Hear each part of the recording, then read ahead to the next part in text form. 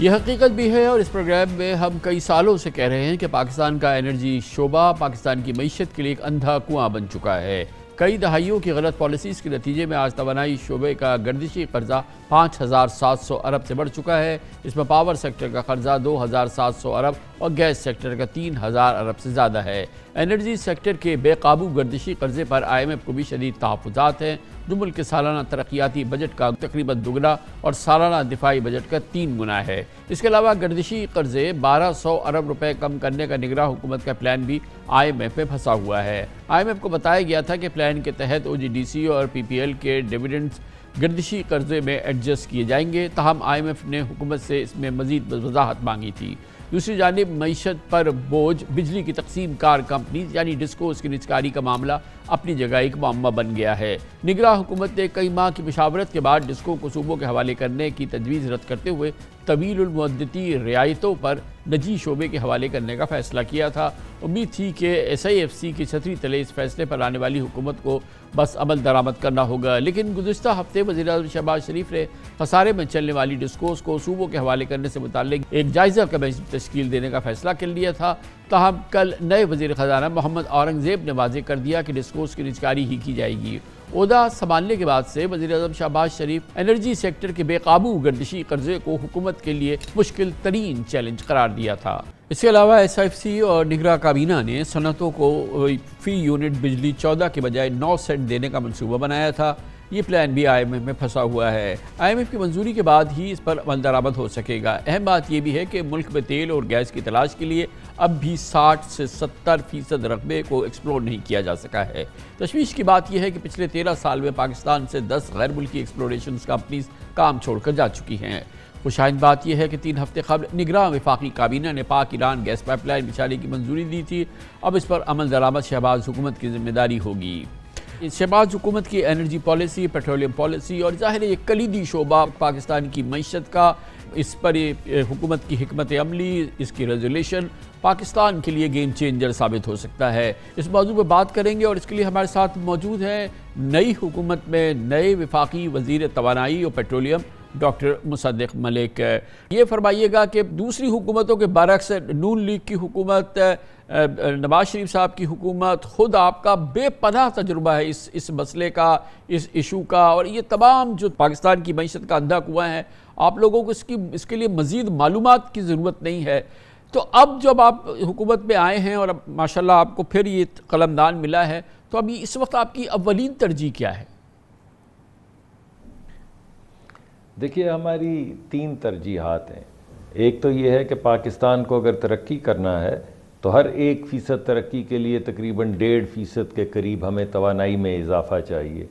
یعنی اگر ہم یہ چاہتے ہیں کہ ہم 6% کے اوپر ترقی کی شرح پہ چلتے چلے جائیں تو ہمیں ہر سال 8 سے 9% اضافی بجلی یا اضافی گیس، اضافی پیٹرولیم جو ہے اس کا انتظام کرنا ہوگا۔ تو پہلا مسئلہ یہ ہے کہ پاکستان کی ترقی کے لیے، پاکستان کے لوگوں کی خوشحالی کے لیے جس توانائی کی ضرورت ہے وہ ہماری ڈیوٹی ہے کہ ہم لوگ۔ اچھا، مجھے یہاں یہ فرما دیجئے گا ڈاکٹر صاحب کہ جو ہم ابھی توانائی جنریٹ کر رہے ہیں، جو ہمارے پاس اویلیبل ہماری ریسورسز ہیں، جو ہماری جنریشن ہے، جو ہماری کیفیت ہے، یہ جو ہماری اس وقت کی ترقی کی شرح ہے، اس میں یہ پوری نہیں پڑ رہی ہے کیا؟ کیونکہ ہمارا تو اندازہ یہ ہے کہ ہم جو ہماری ریسورس ہے، جو ہمارا اس وقت جنریشن ہے مثال کے طور پر بجلی کا، اس کی تو کھپت ہی نہیں ہے ہمارے پاس۔ جی، آپ بالکل بجا ارشاد فرما رہے ہیں۔ اس وقت ہمارے پاس بجلی کے حوالے سے بجلی کا فقدان نہیں ہے۔ ہمیں ٹرانسمیشن لائن کو اپنی اسٹرینگتھن کرنا ہے، مگر اس سے زیادہ جو اہم چیز ہے وہ ہماری ڈسٹریبیوشن ہے۔ ہماری یہ جو بجلی کی تقسیم کار کمپنیاں ہیں، ان کے اندر جو لاسز ہوتے ہیں ان کو ہم نے گھٹانا ہے۔ لاسز کا کیا مطلب ہے؟ لاسز کا مطلب ہے چوری۔ یعنی ہوتا ہے یہ ہے کہ چند لوگ جو ہیں وہ چوری کرتے ہیں اور پورا محلہ جو ہے اس کی قیمت چکاتا ہے، اور یہ ہمیں روکنا ہوگا۔ یہ جو ہماری بعض کمپنیاں، بعض تقسیم کار کمپنیوں کے اندر 20-20، 30-30%، 35-35% نقصانات ہو رہے ہیں، جس کا مطلب ہے کہ اگر ہم 100 روپے کی بجلی بیچیں تو ہم وہاں سے صرف 70 روپے لے کر آتے ہیں، اور کچھ فیڈر تو ہمارے ایسے ہیں کہ 100 روپے کی بجلی بیچیں تو 20 روپے گھر واپس لے کر آتے ہیں۔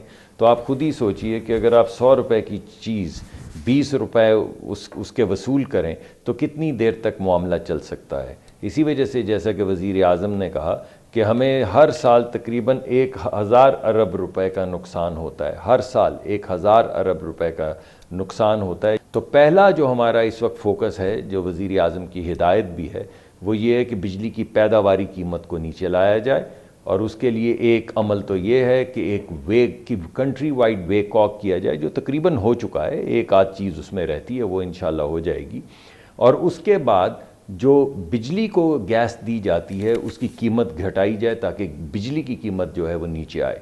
दूसरा जो हमें नुकसान है, हमारी ट्रांसमिशन के अंदर जो झोल है वो लॉसेस का इतना ज़्यादा झोल नहीं है, वो सिर्फ जो हमारी बिजली इवैक्यूएट बाज़ मरतबा नहीं हो पाती वो झोल है जिसे दूर करना है। तो उस पर मैं अभी फोकस नहीं करता, आप जब प्रोग्राम लंबा करना चाहेंगे कर लेंगे बात।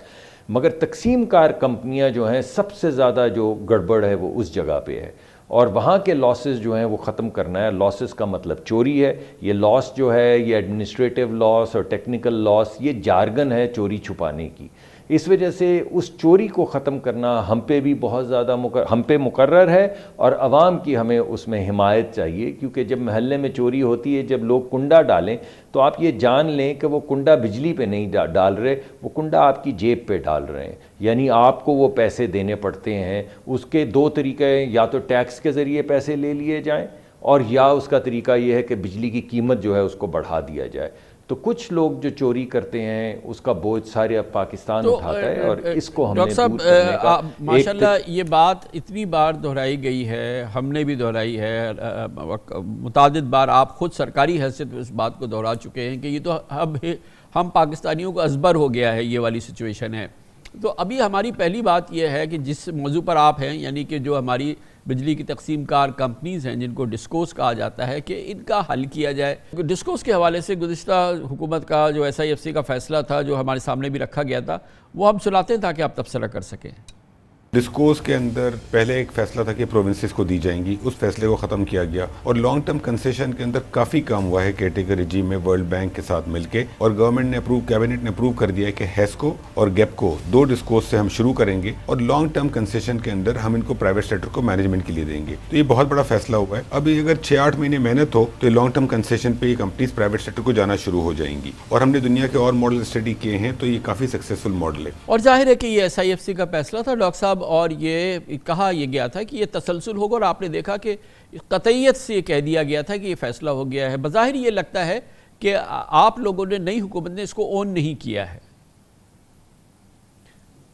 नहीं, ऐसी तो कोई बात नहीं, आपने इब्तदाइये में भी इसका रेफरेंस दिया, मगर मुझे तो ये मालूम है कि वज़ीर आज़म ने ना कोई ऐसी हिदायत की है और ना कोई ऐसी कमेटी बनाई है। अच्छा। वज़ीर आज़म ने तो एक कमेटी बनाई है इसलिए कि ये जो तजवीज़ है इसको अच्छी तरह से तहकीकी तौर उसकी तहकीक की जाए और मुताला किया जाए, और ये इंश्योर किया जाए कि इससे आवाम के ऊपर इजाफी बोझ नहीं पड़ेगा। उसकी वजह क्या है इस इन्वेस्टिगेशन की? उसकी इस तहकीक की वजह यह है कि जब आप यानी तकसीम कार कंपनी चलती कैसे है? तकसीम कार कंपनी चलती ऐसे है कि अगर आप 100 रुपए की इन्वेस्टमेंट करें कंपनी के अंदर, तो कंपनी को उस इन्वेस्टमेंट के ऊपर 18 रुपए से 20 रुपए मिलते हैं। बस आप ये जान लीजिए, मैं आपको वैसे ही बड़ी आसान तरीके से बताने की, आवाम को, आपको तो मालूम है, आवाम को बताने की कोशिश कर रहा हूँ। तो जब कोई नया इन्वेस्टर आएगा और उसमें इन्वेस्टमेंट करेगा तो उसके नताइज तो 1, 1.5, 2 साल के बाद आएंगे, मगर जब इन्वेस्टमेंट वो करेगा तो उसकी जो कीमत है, यानी बिजली की कीमत, क्योंकि उसकी इन्वेस्टमेंट बढ़ जाएगी, 100 के बजाय 200 रुपये इन्वेस्टमेंट हो जाएगी, तो उसको जो रिटर्न मिलेगा, जो हमारा रेगुलेटर नेपरा अलाउ करता है, वो भी 20 रुपए के बजाय 40 रुपए हो जाएगा। तो वो 40 रुपए टैरिफ में चले जाएंगे। हमारी कोशिश ये है कि वो इजाफी बोझ जो आवाम पे पड़ना है, कोई तरीक़ाकार इसी में रहते हुए, इसी कंसेशन के आइडिया में रहते हुए, कोई ऐसा जिद्दत वाला तरीक़ाकार ढूंढने के आवाम के ऊपर इजाफी बोझ ना पड़े। क्योंकि इस वक्त अगरचे लॉन्ग टर्म में तो यही सोल्यूशन है, मगर इस वक्त जब फौरी तौर पे आवाम पे बोझ पड़ेगा तो आप भी बहुत नाराज़ होंगे कि भाई देखिए, पहले ही इतनी महंगी बिजली थी, आपने थोड़ी बिजली महंगी और कर दी। دوسرا جو اس کے اندر ایک اہم چیز ہے جو ہمیں جس پہ غور کرنا ہے اور اس کا طریقہ کار ڈھونڈنا ہے، ابھی تک وزیر اعظم کے ذہن میں بھی یہی خاکہ ہے جو آپ نے پیش کیا، اور ہمارے ذہن میں بھی یہی ہے، مگر دوسرا اس کا نتیجہ یہ ہوگا کہ بعض جگہوں کے اوپر ہمارے لاسز بہت زیادہ ہیں، 40% لاسز ہیں، اور بعض ڈسٹریبیوشن تقسیم کار کمپنیوں کے اندر لاسز بہت کم ہیں۔ تو جب دونوں جگہ کے اوپر انویسٹمنٹ ہوگی تو بجلی کی قیمت جو ہے وہ ہر ڈسٹریبیوشن کمپنی میں علیحدہ علیحدہ ہو جائے گی، اور اس کو برابر کرنے کے لیے اگر حکومت نے پیسے ڈالنے ہوئے، جس کو ہم ٹیرف ڈیفرینشل سبسڈی کہتے ہیں، تو پھر وہ بوجھ خزانے کے اوپر بہت زیادہ پڑ جائے گا۔ اب یہ دونوں چیزیں ایسی ہیں جس کے اوپر پرائم منسٹر نے یہ کہا ہے کہ آپ اس کا سلوشن لے کر آئیں، یہ نہیں کہا کہ یہ نہیں کرنا، یہ ان کی ہدایت ہے کہ ہم نے پرائیویٹائزیشن کی طرف جانا ہی ہے یا لانگ ٹرم کانٹریکٹس کی طرف، کنسیشنز کی طرف جانا ہی ہے۔ ڈیڈ لائن ہے؟ کیونکہ ڈاکٹر صاحب یہ چیز تو یہ چکن اینڈ ایگ آپ کئی سالوں سے چل رہا ہے، لیکن یہ کہ بالکل ٹھیک ہے، آپ نے جو آرگیومنٹ دیا ہے اس میں بھی وزن ہے اور ہوگا، بالکل ڈیفینیٹلی ہوگا، ایسے تو نہیں آپ بات کر رہے ہیں، لیکن میں صرف یہ چاہ رہا ہوں کہ اس میں ٹائم نہیں ہے نا ہمارے پاس، ہمیں جلد از جلد اب اس مسئلے کو حل کرنا ہے۔ تو ٹھیک ہے یہ بھی ڈیبیٹ ہو جائے گی، مگر کتنے دنوں میں آپ سمجھ رہے ہیں کہ آپ اس مسئلے کا ایک حل جو ہے وہ پرائم منسٹر کے پاس لے کے جائیں گے، پھر قوم کے سامنے رکھ دیں گے؟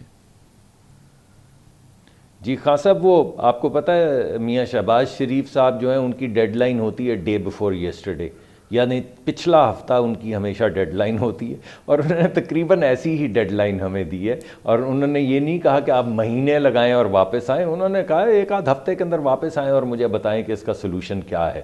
تو کل اس کی پہلی میٹنگ بھی، یعنی ایک آدھ میٹنگ تو میں ذاتی طور پہ کر چکا ہوں اور ایک فارمل میٹنگ اس کی کل ہے، تو انشاءاللہ کچھ ہی دنوں کے اندر ہم سلوشن لے کے ان کے پاس جائیں گے۔ مگر یہ جو کچھ مارکیٹ کے اندر کہا جا رہا ہے کہ شاید یہ آئیڈیا پاک کر دیا گیا ہے اور پروونشلزم کی بات دوبارہ سے ہو رہی ہے، ایسی ابھی تک میرے سامنے کوئی چیز نہیں آئی، کیونکہ میری ذمہ داری ہے، تو اگر میرے سامنے نہیں آئی تو غالباً ہوئی بھی نہیں۔ بالکل نہیں ہوئی ہوگی، اور اچھی بات ہے، کیونکہ پھر اس کے کونوٹیشن بڑے ڈیفرنٹ تھے، کیونکہ کہا گیا تھا کہ پنجاب میں ڈسکوز ایفیشینٹ ہے، رادر بہتر پرفارم کر رہی ہیں، تو ان کو پریزرو کرنے کے لیے یہ ایک فیصلہ کیا گیا ہے کہ بھئی اس کو دوبارہ صوبوں کی طرف بھیجا جائے اور وہی اس کو مینیج کرے۔ بٹ اینی ویز آپ نے اس کی تردید کی، بڑی مہربانی۔ اچھا ایک اور جی نہیں، وہ دیکھیے بات یہ ہے کہ پنجاب یہ کیونکہ وفاقی سبجیکٹ ہے۔ جی سوری آپ کہیے، میں نے گویا آپ فرما رہے ہیں کہ نہیں، یہ اس کی بنیاد ہی غلط ہے، یعنی کہ اس خبر کی بات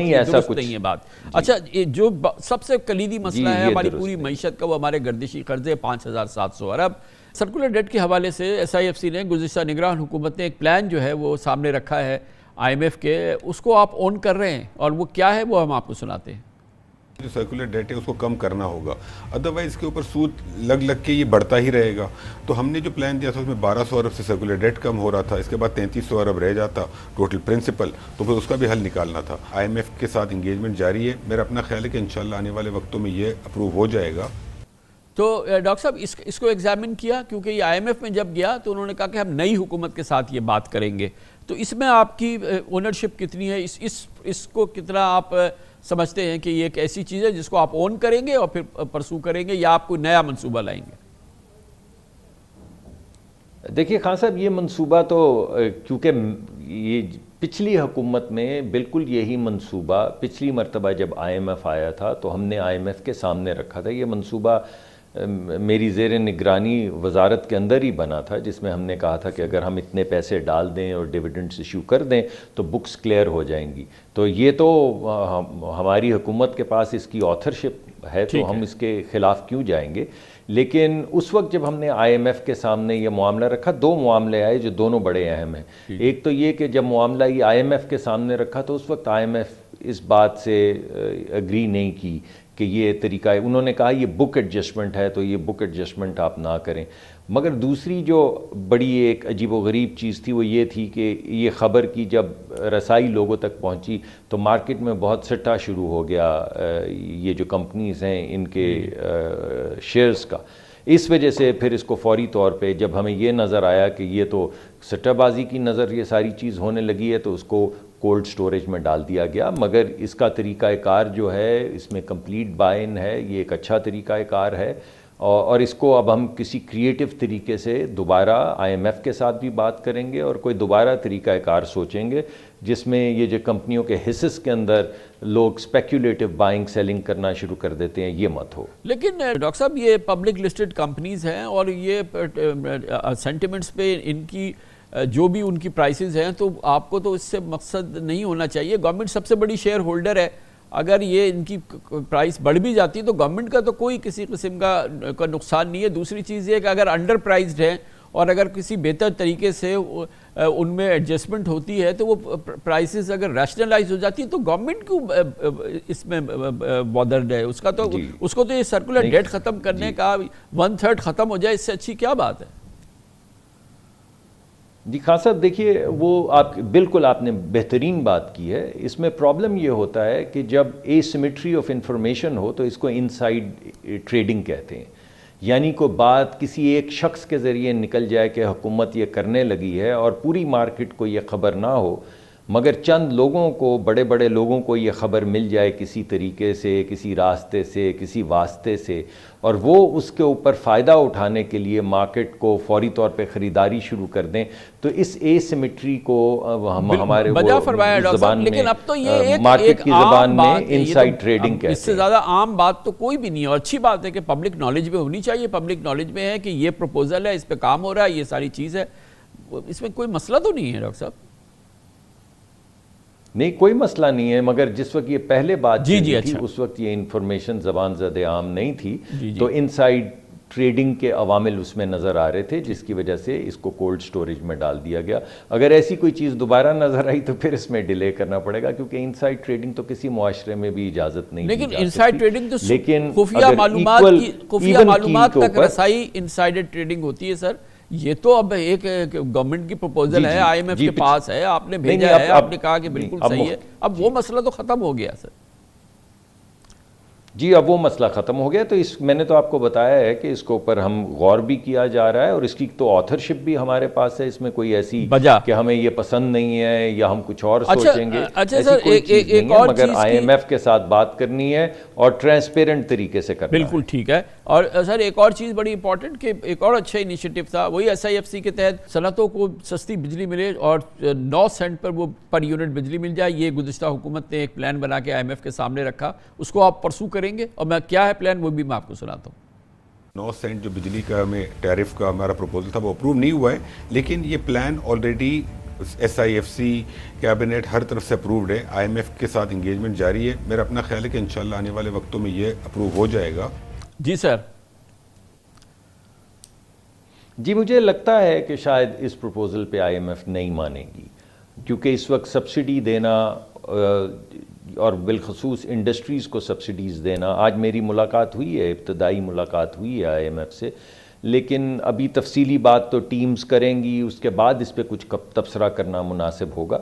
لیکن بظاہر مجھے ایسا لگتا ہے کہ جس طرح کا ماحول ہے اس میں ہمارے ملک کی انڈسٹریلسٹ جو ہیں یا انڈسٹریز جو ہیں ان کو سبسڈائز کرنا خزانے میں سے، وہ غالباً آئی ایم ایف اس وقت شاید اس پہ ہمیں ٹف ٹائم دے۔ ہماری تو کوشش ہے کہ ہم اپنی انڈسٹری کو کمپیٹیٹیو کریں اور جس حد تک ہم ان کو سپورٹ کر سکتے ہیں کریں، لیکن مجھے جو جھکاؤ ہے وہ اس سمت نظر نہیں آتا۔ تو میں شہباز شریف حکومت سے، ڈاکٹر مصدق ملک سے، حکومت شہباز شریف صاحب کی سپیڈ اور جو بھی ان کی ظاہر ایڈمنسٹریٹو پروس ہے اس کو تو کوئی چیلنج نہیں کر رہا، اور آپ بھی ماشاءاللہ بے پناہ اس میں تجربہ رکھتے ہیں اور بہترین تجربہ رکھتے ہیں، تو میں کیا ایکسپیکٹ کروں کہ جو ہمارے 3 کلیدی مسئلے ہیں، ہمارے سرکولر ڈیٹ کا مسئلہ، ہمارا یہ ڈسکوس کا مسئلہ کہ اس کو کیسے حل کرنا ہے، اور یہ مسئلہ کہ بہرحال صنعتوں کو 14 سینٹ بجلی پر وہ بیچاری کیا کھائیں گی اور کیا نچوڑیں گی، اور پھر ہم کیسے ایکسپورٹس پہ کمپیٹیٹو رہیں گے، کیسے ہم اس کو کریں گے۔ تو اس کا بہرحال اب آپ کو اسی لیے اقتدار ملا ہے، آپ حکومت میں تشریف لائے، اور اب یہ 5ویں حکومت ہے ماشاءاللہ نون لیگ کی، تو اس کا کب تک آپ کے نزدیک جو ہے آپ ایک ریزولوشن اللہ کے فضل سے کب تک پیش کرنے کے پوزیشن میں ہوں گے؟ دیکھیے بہت بہت جلد، کیونکہ پہلی بات تو یہ ہے کہ جو آپ نے پہلے بات کی 14 سینٹ والی، وہ بالکل ٹھیک بات ہے، مگر اس کے ساتھ ہی ایک غریب آدمی 30-40 روپے کی یا مڈل کلاس کا آدمی 30-40-50 روپے کی بجلی ایک یونٹ خریدے، وہ بھی بہت بڑا بوجھ ہے۔ تو یہ دونوں چیزیں ہمیں سامنے رکھنی ہیں۔ اور اس کو بہتر کرنے کا طریقے دو ہیں جو میں نے آپ کے سامنے رکھ دیے ہیں. ایک تو یہ ہے کہ بجلی کی پیداواری قیمت کم کی جائے, اور دوسرا تقسیم کار کمپنیوں کی گورننس بہتر کر کے وہاں پہ چوری جو ہے اسے روکا جائے. دونوں کے بڑے تفصیلی پروگرام آلریڈی مرتب ہو چکے ہیں, ابھی ہمیں آئے صرف 2 دن ہیں. تفصیلی پروگرام میں دوبارہ آپ کو بتا دوں مرتب ہو چکے ہیں, ان کو نپ اینڈ ٹک کر رہے ہیں. آج ان کی ہائی لائٹس جو ہیں وہ وزیر اعظم کے سامنے پیش بھی کی گئی ہیں, اور وزیر اعظم نے یہ ہدایت کی ہے سب کو کہ آپ اس کی تفصیلات لے کر میرے پاس دوبارہ آئیں. تو جیسے ہی وزیر اعظم ہمیں نوٹ دیں گے, میں آپ ہی کے پروگرام میں انشاءاللہ آ کے اس کی تفصیلات عوام کے سامنے رکھ دوں گا. جی بڑی نوازش, بہت بہت شکریہ. Doctor Musadiq Malik, minister for energy and petroleum, ہمارے ساتھ تھے.